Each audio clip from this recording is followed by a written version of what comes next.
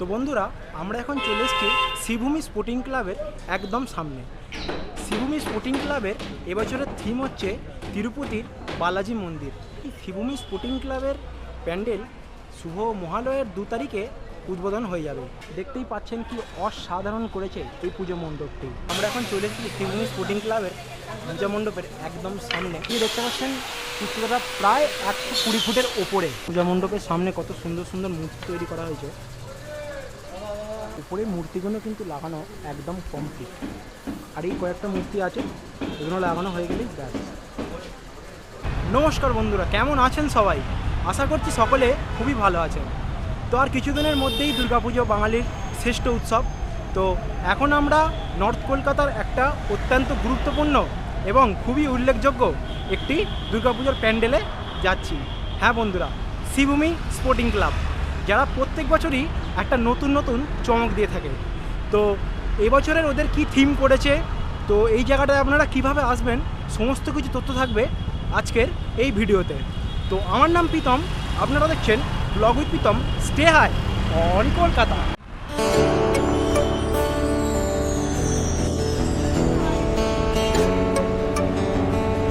বন্ধুরা, আপনারা যারা ডানকুনি কিংবা হাওড়া দিয়ে আসছেন তারা চলে আসবেন Bidhannagar road. Bidhannagar road station থেকে যেই রাস্তাটা সোজা এই দিক দিয়ে আসছে, সেই রাস্তাটা ধরে চলে আসবেন শ্রীভূমি স্পোর্টিং ক্লাব। তাও আমি গুগল ম্যাপের লিঙ্ক আমার এই ভিডিওর ডেসক্রিপশান বক্সে দিয়ে দিলাম। এই যে রোডটা দেখতে পাচ্ছেন আমার পেছনে, এই রোডটা আসছে হচ্ছে বিধাননগর রোড স্টেশন থেকে। আর এই রোডটার সামনেই দেখতে পাবেন এইরকম একটি গেট করা হয়েছে। এই যে গেটটি আছে তার ঠিক উল্টো দিকের রাস্তাটা দিয়ে চলে গেলেই হচ্ছে শ্রীভূমি স্পোর্টিং ক্লাব। তো শ্রীভূমির প্যান্ডেলের সামনের গেটটা দেখতেই পাচ্ছেন কি সুন্দর আলোকসজ্জায় সুসজ্জিত করা হচ্ছে।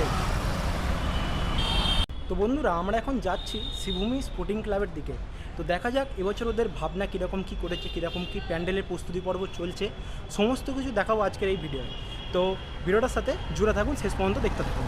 বন্ধুরা, আমরা এখন চলে এসেছি শ্রীভূমি স্পোর্টিং ক্লাবের একদম সামনে। তো হ্যাঁ বন্ধুরা, আমি আপনাদের দেখাবো সমস্ত কিছু তথ্য। তো বন্ধুরা, দেখতেই পাচ্ছেন শ্রীভূমি স্পোর্টিং ক্লাবের প্যান্ডেলটি কি সুন্দর লাগছে বাইরে থেকে। দেখতেই পাচ্ছেন প্যান্ডেলের কাজ প্রায় কমপ্লিট। শ্রীভূমি স্পোর্টিং ক্লাবের এবছরের থিম হচ্ছে তিরুপতির বালাজি মন্দির, এবং সেই সুন্দর মন্দিরটি যে কত সুন্দরভাবে ফুটিয়ে তুলেছে সেটা আপনারা দেখতেই পাচ্ছেন।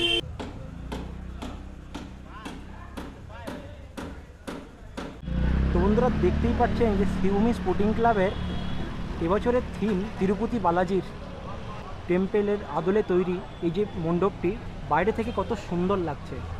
প্যান্ডেলের কাজ প্রায় 80% কমপ্লিট। এই শ্রীভূমি স্পোর্টিং ক্লাব প্রত্যেক বছরই আমাদের কলকাতাবাসীকে নতুন একটি চমক দিয়ে থাকে। যেমন আগের বছর এরা করেছিল ডিসনিল্যান্ড, সেই প্যান্ডেলটি দেখতে প্রায় লক্ষাধিক মানুষের ভিড় হয়েছিল এই শ্রীভূমি স্পোর্টিং ক্লাব। এবং তার আগের বছর করেছিল বুর্জ খলিফা, যে বুর্জ খলিফার লাইটিং পুরো বিশাল ভাইরাল হয়েছিল, ফেসবুক জুড়ে সেই লাইটিং ছিল। তো এবছর ওদের ভাবনা হচ্ছে তিরুপতি বালাজি মন্দির, এবং সেই মন্দিরের কারুকার্য একদম অরিজিনাল তিরুপতি বালাজির মন্দিরের মতো ফুটিয়ে তোলার চেষ্টা করা হয়েছে। তো মন্দিরের ভেতর থেকে দেখানোর একটু চেষ্টা করছি। দেখতেই পাচ্ছেন কি অসাধারণ করেছে এই পুজো মণ্ডপটি। আর এই যে দেখতে পাচ্ছেন অনেক মূর্তি তৈরি করা হয়েছে, যেমন অরিজিনাল যেরকম তিরুপতি বালাজির মন্দিরে আছে ঠিক সেই রকম তার আদলেই তৈরি করা হয়েছে। আর প্যান্ডেল প্রায় 80% কমপ্লিট। কি অসাধারণ লাগছে, সবাই কমেন্ট বক্সে জানাবেন যে কেমন লাগছে।